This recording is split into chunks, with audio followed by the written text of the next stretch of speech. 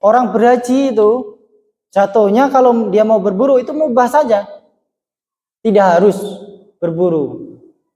Kalau dikatakan sunnah, maka orang haji nantinya selesai berhaji mereka berburu semua, itu gimana jadinya? Lebih kacau gitu ya. Itu kalau jatuhnya sunnah, karena mumpung di sana kan mencari pahala sebanyak-banyaknya, sunnah kan jadinya. Bismillahirrahmanirrahim. Assalamualaikum warahmatullahi wabarakatuh. Alhamdulillahirabbil alamin. Alhamdulillahilladzi arsala rasulahu bil huda wa dinil haq liyudhhirahu ala dini kullih wa kafa billahi syahida. Asyhadu an la ilaha illallah wa asyhadu anna Muhammadan abduhu wa rasuluh la nabiyya wa rasula ba'da. Qala Allah Ta'ala fil Qur'anil Karim, a'udzu billahi minasyaitonir rajim. Bismillahirrahmanirrahim. Wa ma khalaqtul jinna wal insa illa liya'budun. Shadaqallahul adzim. Pada kesempatan malam hari ini, insyaallah kita akan sedikit membahas tentang hukum syariat yang mana ini penting bagi kita untuk dipelajari, penting bagi kita untuk mengerti, yang mana nantinya ini akan menjadikan pijakan bagi kita dalam berkehidupan. Maka dari itu kita akan sedikit mengkaji tentang metode penarikan hukum syariat yang 5 atau disebutnya ahkamul khamsah. Ini ada kalanya bapak-bapak, ibu-ibu, ada kalanya bagi kita mungkin dikiranya haram ternyata halal, dikiranya halal ternyata haram. Ada kalanya juga dikiranya sunnah padahal cuma mubah.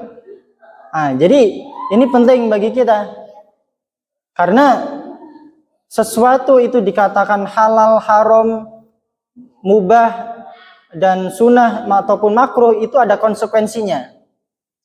Kalau haram itu kalau dilaksanakan kita berdosa, kalau haram. Kalau halal kalau kita laksanakan kita berpahala. Kemudian kalau sunnah kita melaksanakan dapat pahala, tidak melaksanakan tidak dapat apa-apa. Kemudian mubah itu tidak mendapatkan apa-apa. Dilaksanakan tidak dapat pahala, tidak dilaksanakan juga tidak dapat dosa gitu. Dan yang terakhir ada makruh. Makruh ini sebenarnya mendekati kepada yang haram. Makruh itu mendekati keharaman.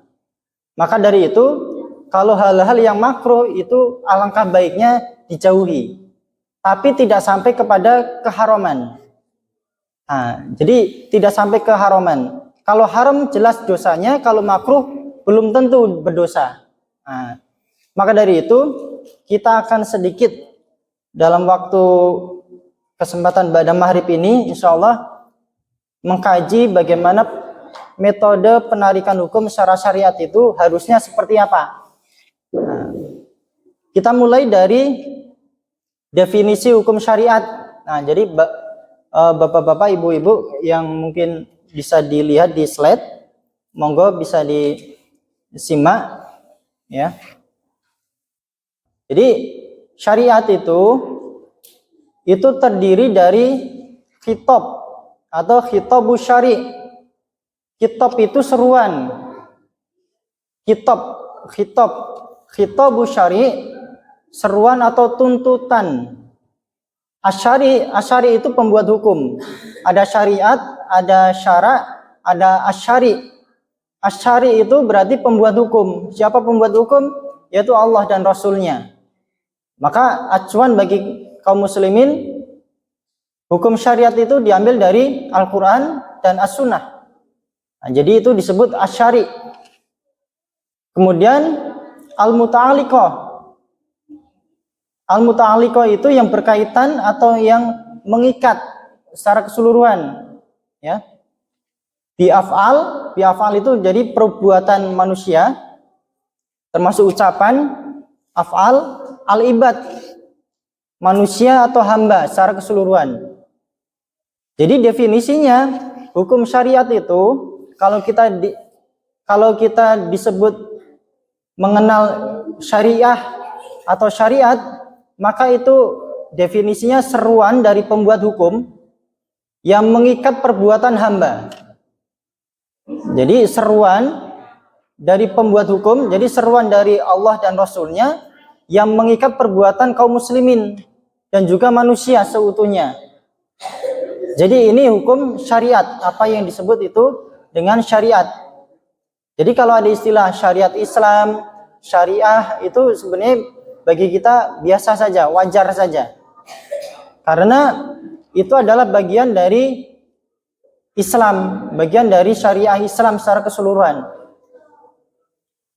Jadi semacam itu. Tadi disebutkan di sini ada khitab atau tuntutan atau seruan. Seruan itu, khitab itu dari Allah dan Rasulnya, itu terbagi dari menjadi beberapa hal. Yang pertama ada perintah, yang kedua ada larangan. Ya, khitab dari Allah dan Rasulnya itu ada perintah dan larangan. Tapi ini hati-hatinya di sini. Tidak semuanya perintah itu menjadi wajib, itu ya. Tidak semua larangan itu menjadi haram, belum tentu itu. Tapi yang kita tahu, kalau ada satu dalil kemudian biasanya kita menganggap itu halal, haram, itu wajib, itu enggak gitu. Padahal kalau dalam fikih itu enggak bisa seperti itu. Enggak bisa langsung kita tentukan.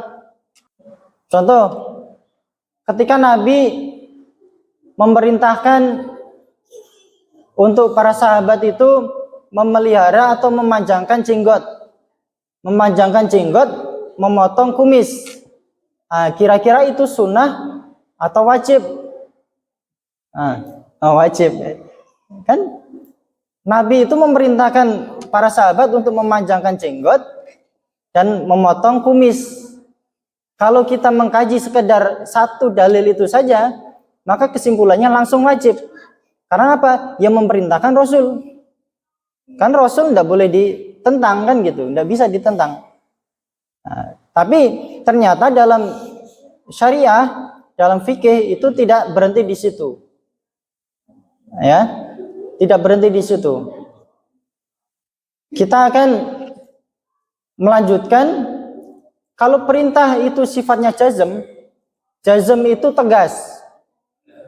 Tegas. Jadi tegas sifatnya, maka nanti ada turunannya. Atau sifatnya ghairu jazm, tidak tegas. Tidak tegas, perintahnya tidak tegas. Misalkan kalau ada ibu-ibu menyuruh anaknya beli telur gitu ya. Nah, tolong belikan telur di warung sana. Ini sifatnya tegas atau tidak tegas? Bisa jadi ibunya sekedar ya alhamdulillah kalau anaknya mau gitu. Tapi bisa jadi benar-benar dengan nada perintah yang memaksa. Nah, tolong belikan telur di sana gitu. Itu kan berbeda. Ada yang sifatnya jazm atau tegas, ada yang sifatnya ghairu jazm atau tidak terlalu tegas. Itu berlaku juga di larangan. Ada larangan yang sifatnya jazm dan juga ada yang ghairu jazm. Ini ada turunannya. Nanti akan ketemu pada istilah yang disebut qarinah. Ini adalah istilah qarinah. Bapak-bapak sekalian, ibu-ibu sekalian, mungkin baru mendengar itu qarinah. Artinya qarinah itu secara bahasa itu menggabungkan atau mengumpulkan. Jadi para ulama fikih, para ulama mazhab itu kalau menghukumi sesuatu, dia mengumpulkan semua hal yang berkaitan dengan sesuatu itu. Misalkan contoh hukum tentang kurban, maka dicari semua dalil-dalil yang ada, dikumpulkan semuanya, berkaitan dengan kurban. Dikumpulkan dari A sampai Z itu seperti apa saja dalilnya, baik dari Al-Quran maupun dari Al-Hadis. Jadi qarinah itu mengumpulkan semuanya, sehingga nanti muncul kesimpulan hukum. Kesimpulannya itu bisa wajib, bisa sunnah, bisa mubah saja, atau haram, atau makruh. Jadi ini yang disebut ahkamul khamsah. Jadi bisa wajib, bisa sunnah, bisa mubah, bisa haram, bisa makruh. Inilah yang disebut 5 hukum syariat atau ahkamul khamsah. Jadi urutannya begitu. Jadi ada perintah berupa dalil, ada larangan berupa dalil, kemudian diturunkan sifatnya tegas atau tidak. Kalau tegas bisa jadi wajib atau haram, kalau tidak tegas bisa sunnah, bisa mubah, atau makruh saja. Nah, ini urutannya. Nah, jadi tidak semua perintah bisa langsung kita simpulkan wajib, tidak semua perintah bisa atau larangan kita simpulkan haram, gitu. Kita lihat contohnya yang pertama. Ada ayat dalam Al-Quran, qatilul ladzi, perangilah, qatilu, perangi orang-orang yang tidak beriman. Jadi orang-orang yang tidak beriman itu diperintahkan oleh Allah untuk diperangi. Kalau perang itu kan, kalau tidak membunuh ya dibunuh, gitu ya. Itu qatilu atau perangilah. Jadi orang-orang yang tidak beriman itu diperintahkan oleh Allah untuk diperangi. Perangilah orang-orang yang tidak beriman kepada Allah dan tidak pula kepada hari kemudian, dan mereka tidak mengharamkan apa yang diharamkan oleh Allah. Jadi ini salah satu ayat yang memerintahkan kaum muslimin untuk berperang terhadap orang non muslim, orang yang tidak beriman. Pertanyaannya, kalau kita berhenti di sini saja, kesimpulannya apa? Perang itu hukumnya wajib atau sunnah atau seperti apa? Kira-kira seperti apa? Kita petakan. Qatilu itu perangilah. Itu berupa perintah. Perintah kan perangi. Itu kan perintah. Kategorinya apa? Apakah jazm sifatnya tegas atau ghairu jazm, tidak tegas? Ini penting memetakan itu. Jadi ada perintah tapi perintahnya itu sifatnya tegas atau tidak. Maka di sini kita tidak boleh langsung menjawab. Tidak bisa. Harus dicari dulu keterangan yang lain. Keterangan yang lain atau qarinahnya terlebih dahulu. Maka ulama menemukan salah satunya di sini. Jadi ada keterangan yang lain, illa tangfiru yu'adzibkum adaban alima. Jika kamu tidak berangkat berperang, niscaya Allah akan menyiksa kamu dengan siksaan yang pedih. Jadi yang pertama di atas itu diperintahkan oleh Allah untuk berperang. Tapi kemudian ada ayat yang lain, ternyata kalau kamu tidak berperang, tidak berangkat, maka Allah akan menyiksa kamu. Berarti sifatnya ini sifat perintah yang tegas atau tidak tegas? Kesimpulannya qarinah ini sifatnya jazm atau ghairu jazm. Dan ternyata ketika melihat itu berarti hukumnya jatuh kepada wajib. Jadi kalau ada perintah perang, atau kalau dulu Syekh Hasyim Asy'ari menyerukan jihad, gitu ya, resolusi jihad, maka itu perintah juga. Perintah sifatnya berperang, jihad itu berperang. Maka ketika itu hukumnya adalah wajib. Ada seruan untuk berperang, itu adalah wajib. Karena apa? Ada celaan. Kalau tidak berangkat berperang, maka ternyata kamu itu akan disiksa oleh Allah. Jadi kalau kita misalkan tiba-tiba ada perintah untuk berperang gitu, pergi ke Israel gitu ya, kira-kira bapak-bapak siap enggak gitu ya? Nah, siap insya Allah. Nah, berarti itu berpahala langsung itu. Sudah siap, sudah niat untuk bersiap-siap untuk berperang, itu sudah mendapatkan pahala gitu. Tapi kalau nanti dulu Ustaz, saya belum nikah, saya belum ini, nanti mau hajatan. Nah, ini mengundur-mundur itu berarti tidak siap untuk berperang gitu. Maka nanti akan disiksa oleh Allah itu.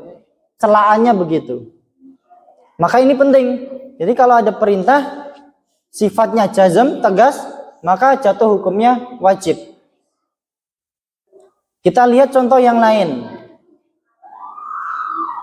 Ada sebuah dalil, wala taqrabuz zina, dan janganlah kamu mendekati zina.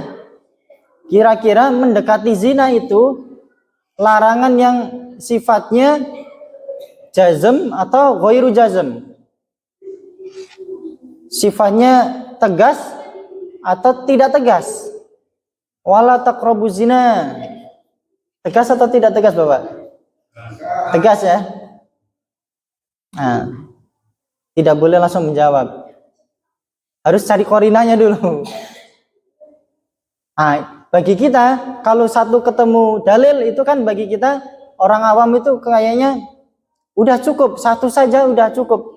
Ternyata kalau ulama itu enggak, cari dulu ada hubungannya enggak dengan dalil-dalil yang lain. Ternyata ada, Bapak. Innahu kana fahisyah wasa'a sabila.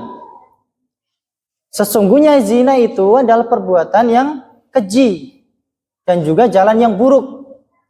Jangan kamu mendekati zina. Terus didefinisikan zina itu perbuatan yang keji, yang buruk. Berarti ini sifatnya tegas. Ternyata ada lagi, tidak hanya satu. Perempuan yang berzina dan laki-laki yang berzina, maka deralah tiap seorang dari keduanya 100 kali dera. Kalau di Aceh itu dicambuk, dera itu dicambuk 100 kali. Pakai rotan sampai merah-merah itu belakangnya itu, punggungnya itu. Sekali saja itu sudah nyeri, apalagi 100 kali. Nah, ini perempuan yang berzina, laki-laki dan perempuan, maka deralah. Tadi kan jangan dekati zina.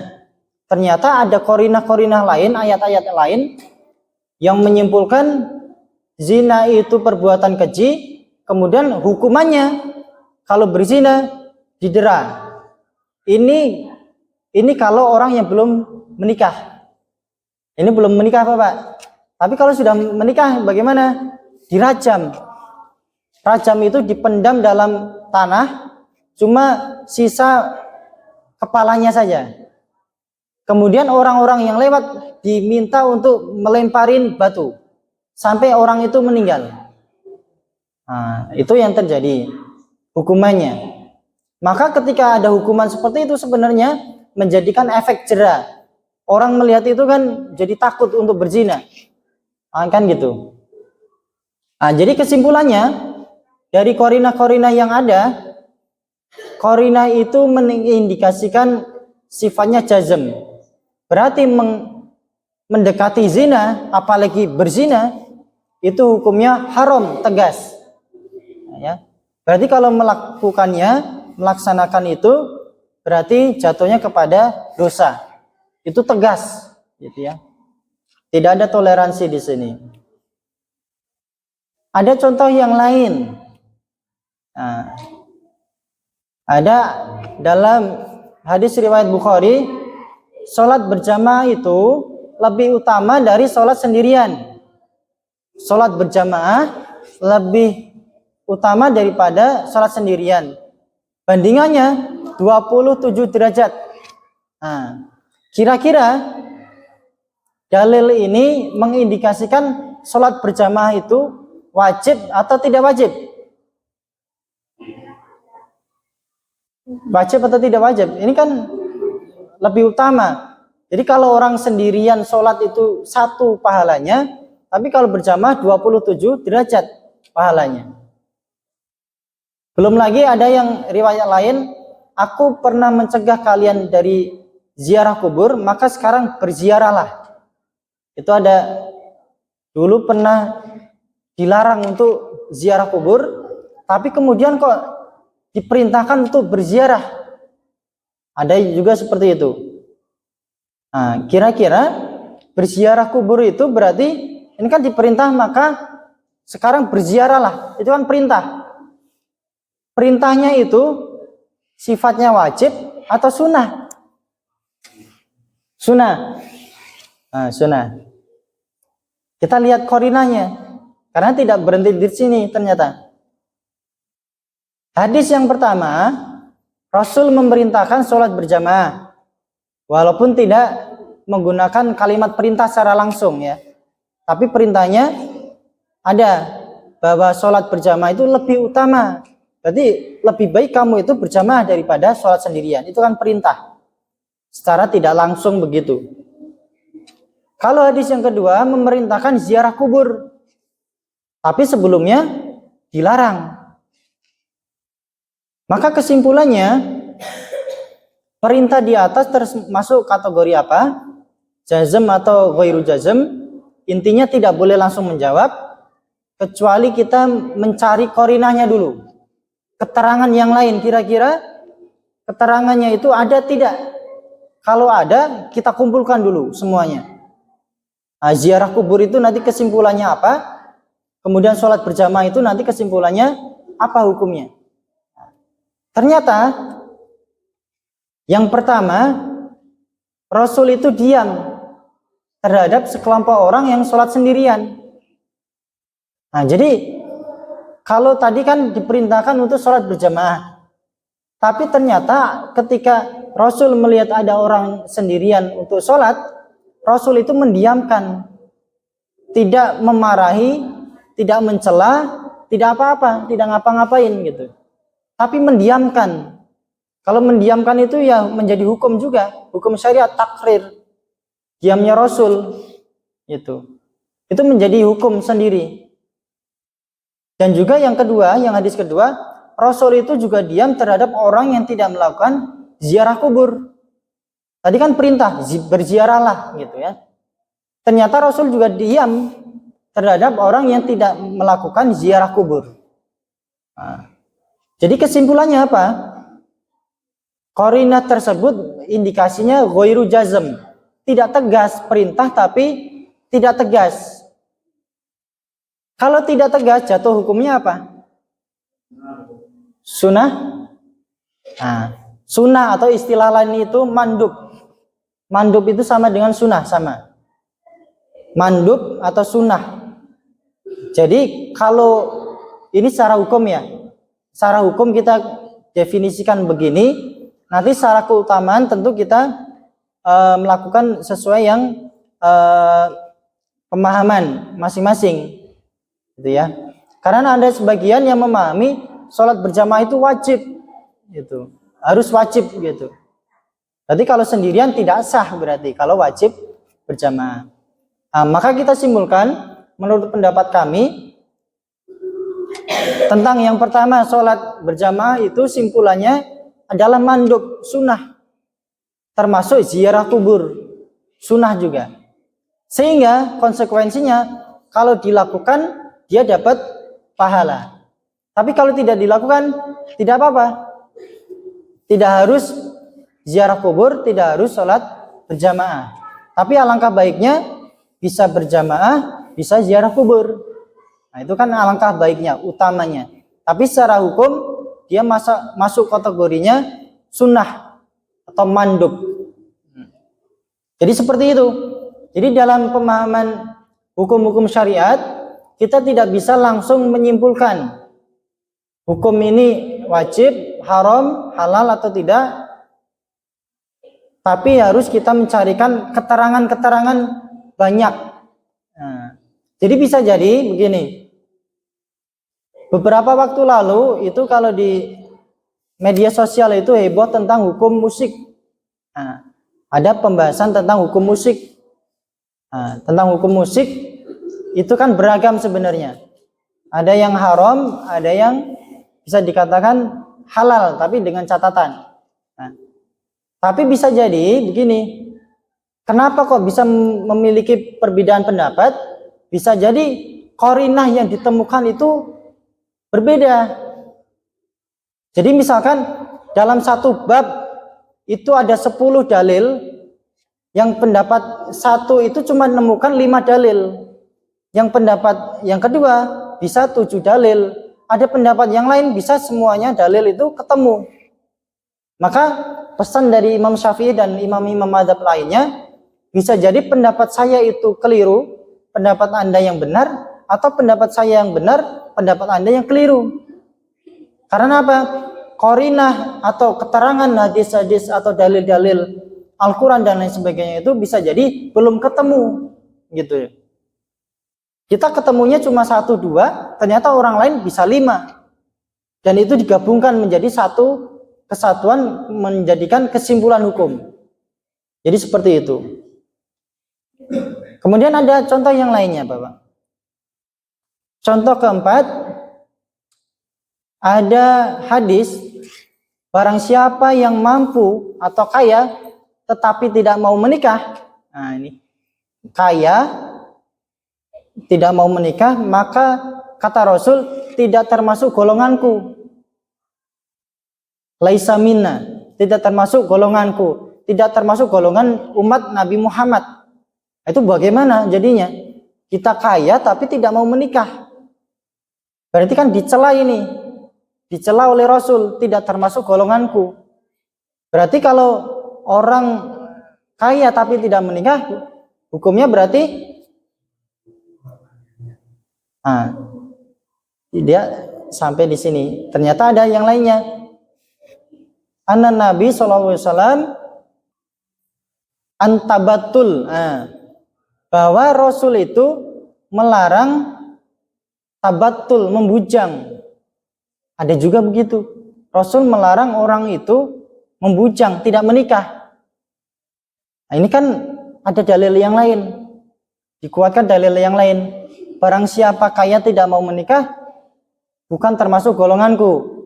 Kemudian Rasul melarang tabatul, membujang. Nah, jadi kesimpulannya haram gitu ya. Kalau sampai di sini saja gitu ya. Kalau sampai di sini saja haram langsung. Hadis 1 melarang orang yang kaya tapi tidak mau menikah. Yang kedua melarang seseorang tidak menikah selamanya, membujang. Dia tidak mau kaya, tidak mau menikah gitu ya. Nah, orang miskin lagi. Orang miskin ya malah banyak yang nikah gitu ya. Ya. Apalagi kaya harusnya menikah gitu ya. Jadi kesimpulannya di sini, larangan ini kategorinya jazm atau ghairu jazm, tidak boleh langsung jawab. Ternyata ada keterangan yang lainnya. Dicari korinahnya. Ada korinahnya, ternyata yang pertama diamnya Rasul terhadap orang yang kaya. Jadi ada sahabat-sahabat Rasul itu kaya, tidak menikah juga, tapi Rasul diam saja. Rasul diam, mendiamkan itu, tidak memarahi gitu ya, tidak mencari-carikan calonnya, tidak, tapi mendiamkan saja. Rasul itu mendiamkan orang yang kaya waktu itu, para sahabat, tapi belum menikah. Dan yang kedua, Rasul juga diam terhadap sahabat yang tidak menikah sampai wafat. Jadi ada sahabat tidak menikah sampai wafat gitu. Jadi tidak semua sahabat itu menikah. Ada yang membujang juga, gitu ya. Jadi kalau bapak-bapak udah otomatis nikah ya. Kalau siapa? Aki-aki ya. Anak-anak muda sampai umur 40, 50 belum menikah, ternyata ada temennya, sahabat Rasul juga ada gitu, belum menikah sampai wafat bahkan. Jadi kesimpulannya di sini, qarinah itu sifatnya ghairu jazm. Karena apa? Tadi ada larangan jangan jangan membujang, tapi ternyata Rasul mendiamkan kalau ada orang yang membujang.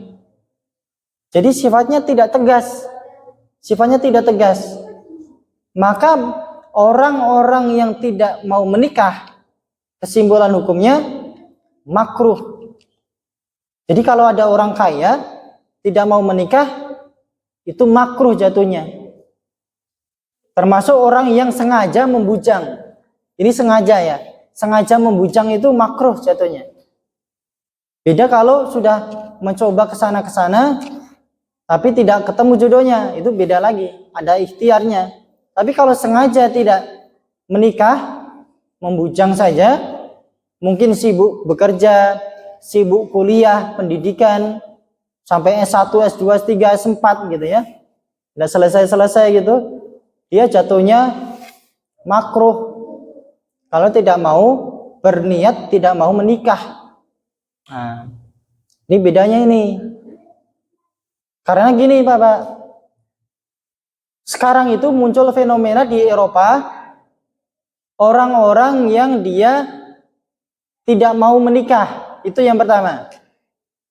Di Eropa itu muncul tren orang tidak mau menikah. Tren yang pertama. Tren yang kedua, dia mau menikah tapi tidak mau punya anak. Itu trennya lagi juga. Nah, kalau kita kan, kalau sudah menikah, pasti pengen punya anak. Tapi kalau di Eropa sana, mereka menikah tapi tidak mau punya anak. Sekedar berdua saja, kayak kumpul kebo aja. Tapi yang menikah gitu, dicatat menikah. Nah, sementara umat Islam itu dikatakan oleh Rasul, nanti Rasul itu akan bangga dengan umatnya yang banyak. Artinya apa? Umat Islam itu ya tanda kutip gemarnya punya anak gitu. Maka orang-orang dulu biasanya dalam satu keluarga itu kan anaknya banyak-banyak gitu ya. Ada 5, ada 9, 10, 12 gitu ya. Kalau sekarang biasanya 1, 2, 3 gitu. 4 itu sudah banyak gitu. Kalau istrinya banyak. 1 istri 4 anak gitu ya. Kalikan 4 berarti 16 gitu ya. Banyak juga. Jadi seperti itu. Jadi ada hukum-hukum yang perlu kita cari korinahnya sehingga nanti memunculkan kesimpulan hukum yang tepat. Ada contoh yang lain, sebuah dalil, ini berkaitan dengan ibadah haji. Wa idza halaltum, telah dihalalkan bagi kamu, fastadu, selesai berhaji itu berburulah gitu. Boleh berburu setelah selesai haji. Kalau dulu kan zaman dulu masih sering mencari makan itu salah satu caranya untuk berburu. Cari makan itu berburu, entah kijang atau rusa atau kadal gurun. Nah, jadi ada istilah kadrun itu memang ada, kadal gurun itu ada. Bentuknya kayak biawak ya, itu hampir sama, tapi berbeda, mirip-mirip. Nah, kadal gurun itu berburu juga, atau berburu burung, atau berburu yang lainnya. Nah, ini dulu itu ada larangan. Kalau berhaji itu tidak boleh berburu. Kita lagi berhaji kok sambil berburu, itu tidak boleh. Itu ya. Kalau sekarang kayaknya tidak ada tren berburu, itu tidak ada. Kalau dulu ada sifat untuk masyarakat sekitar itu ibadah haji, gitu kan, sekaligus berburu. Itu ada larangannya. Tidak boleh berhaji sambil berburu. Tapi di sini dikatakan kalau sudah selesai hajinya, maka berburulah. Ini kan berarti ada perintah. Ada perintah untuk berburu. Nah, itu satu dalil. Dalil yang lain, faida qudiyatis shalah. Jadi Ini waktu sholat Jumat. Nah, kalau sudah ditunaikan sholat, sudah sembahyang, maka bertebaranlah, ya, bertebaranlah kamu di muka bumi. Kalau sudah selesai sholat Jumat, maka ini perintah kan, bertebaranlah kamu di muka bumi. Berarti kalau kita tidak bertebaran, berarti jatuhnya apa? Dosa atau enggak ini? Kan perintah ini. Ini semuanya itu perintah, berburu, bertebaran. Apakah jazm atau ghairu jazm? Intinya tidak boleh langsung menjawab. Harus dicari dulu qarinahnya. Ada keterangan dalil yang lain atau tidak? Nah, ternyata kita temukan yang pertama, Allah Ta'ala memerintahkan untuk berburu setelah menanggalkan kain ihram. Sedang perbuatan itu dilarang awalnya. Sebelumnya itu dilarang, tapi kemudian boleh kalau sudah selesai. Yang kedua juga sama.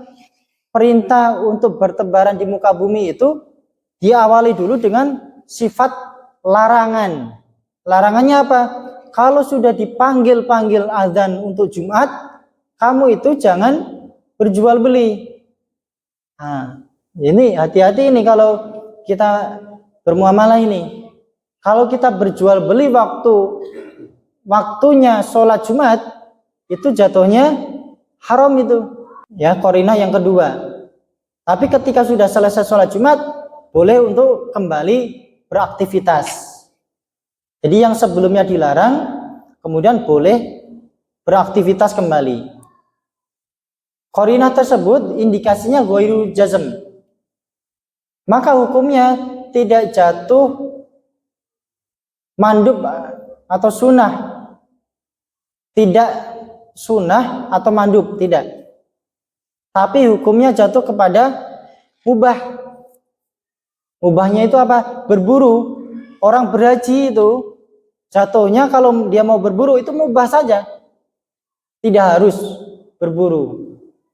Kalau dikatakan sunnah, maka orang haji nantinya selesai berhaji mereka berburu semua, itu gimana jadinya? Lebih kacau gitu ya. Itu kalau jatuhnya sunnah, karena mumpung di sana kan mencari pahala sebanyak-banyaknya, sunnah kan jadinya. Maka dari itu kesimpulannya hukumnya mubah saja. Boleh dia berburu setelah haji, termasuk boleh juga ketika selesai sholat Jumat itu boleh juga dia bermuamalah kembali. Maka di sini ada sebagian pengusaha muslim itu ada yang liburnya hari Jumat, ya enggak apa-apa. Jadi libur hari Jumat berarti full.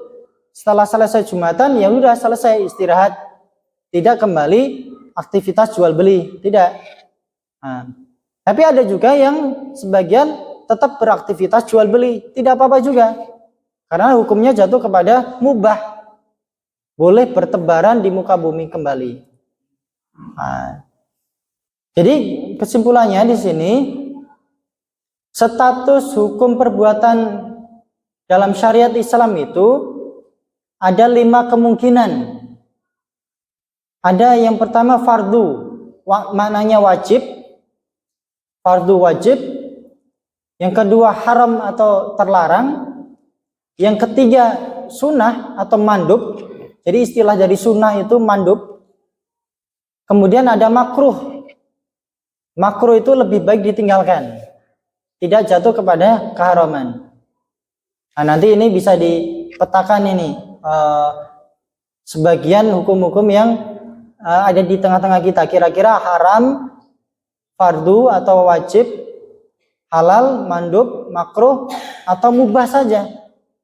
Nah, setiap muslim wajib memastikan status hukumnya ini, status perbuatan, supaya dampaknya baik, jangka pendek, panjang atau panjang sekali mendapat pahala dari Allah SWT. Nah, jadi kita harus memastikan hukumnya itu benar gitu. Jangan sampai kita merasanya itu wajib, ternyata cuma sunnah. Contohnya apa? Sholat tarawih. Sholat tarawih itu hukumnya sunnah, tidak sampai kewajiban. Nah, maka kita kalau paham hukum-hukumnya, maka kita itu bisa memetakan mana yang harus dilakukan, mana yang tidak harus dilakukan, mana yang harus didahulukan, mana yang tidak harus didahulukan. Nah, jadi seperti itu petanya. Termasuk hukum tadi jenggot itu seperti apa? Kira-kira makruh, sunnah, mubah, atau seperti apa? Nah, itu nanti silakan bapak-bapak nanti dicari itu. Nah, setiap perbuatan manusia akan dimintai pertanggungjawaban. Firman Allah SWT, wa kullu syai'in fa'aluhu fi zubur.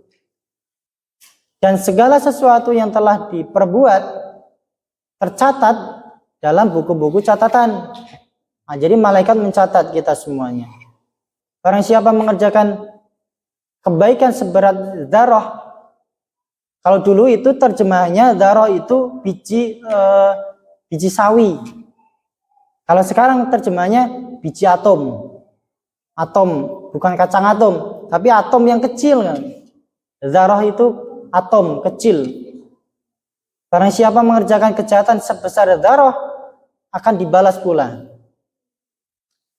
Nah, jadi untuk menutup perjumpaan kita, sebelum berbuat, setiap muslim itu wajib mengetahui status hukum perbuatannya. Apakah itu wajib, sunnah, mubah, makruh, haram. Setiap amal itu dapat ada pertanggungjawabannya. Semoga kita termasuk orang-orang yang beruntung masuk ke dalam surga. Kalau sunnah kita lakukan dapat pahala, wajib terlebih lagi pasti dapat pahala. Kalau haram pasti dapat dosanya. Kalau makruh nyerempet ini. Kalau makruh itu nyerempet dosa. Nyerempet, ya, ibaratnya kalau kita di jalan keserempet itu bagaimana rasanya? Tetap sakit gitu ya. Nah, ini makruh itu mendekati haram. Mendekati, tapi tidak sampai keharaman. Atau mubah saja itu berarti tidak haram, tidak halal juga gitu. Jadi tengah-tengah, ada yang sifatnya mubah. Nah, jadi ini semoga bermanfaat dan kedepannya bisa bapak-bapak coba cari korinah atau dalil-dalil yang ada. Contohnya, bagaimana hukumnya celana cingkrang, isbal? Nah, kira-kira wajib harus isbal, harus cingkrang, atau boleh yang panjang? Nah, itu penting itu, supaya kita tidak berdebat panjang lebar gitu. Ya, itu harus dicari korinahnya, dicari dalilnya, dikumpulkan semuanya, nanti kesimpulannya apa? Baru itu kita amalkan. Bisa jadi ini, itu, atau yang lainnya. Nah, itu contoh-contoh yang di sekitar kita. Termasuk tadi jenggot gitu ya. Dan mungkin yang lainnya kalau bapak-bapak sekalian masih bingung dengan hukumnya, nanti bisa dicarikan korinah yang mendukungnya itu. Jadi itu semoga bermanfaat. Kurang lebihnya mohon maaf. Kita cukupkan dengan doa kafaratul majlis. Subhanakallahumma wa bihamdika asyhadu an la ilaha illa anta astaghfiruka wa atubu ilaik. Assalamualaikum warahmatullahi wabarakatuh.